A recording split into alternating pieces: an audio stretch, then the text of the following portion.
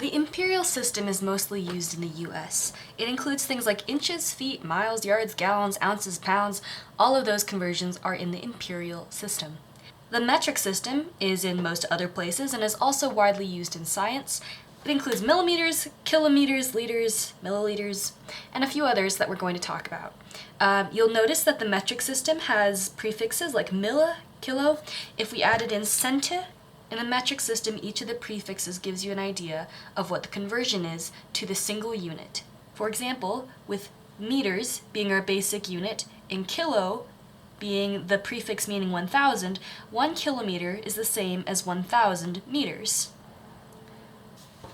Milli, on the other hand, indicates that something has been made smaller by a factor of 1,000.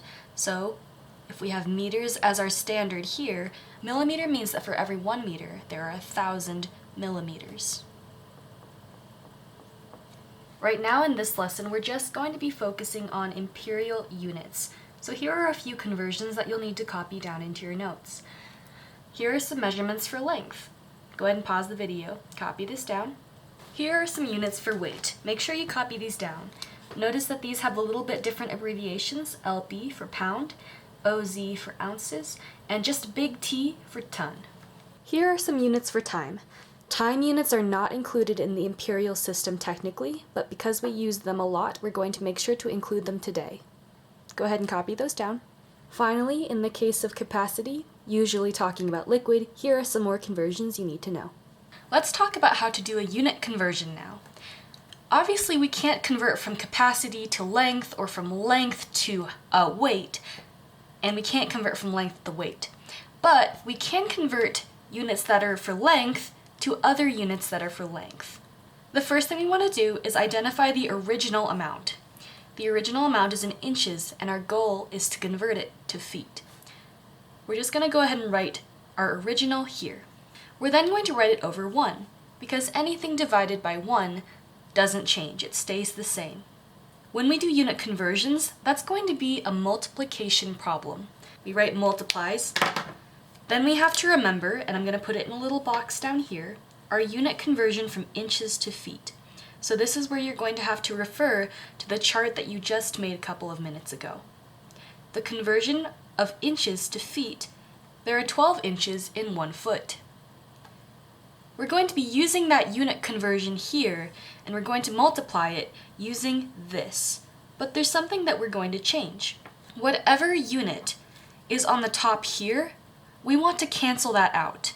And the only way to cancel something out, if you're multiplying it, is to have it on the bottom of whatever you're multiplying it by.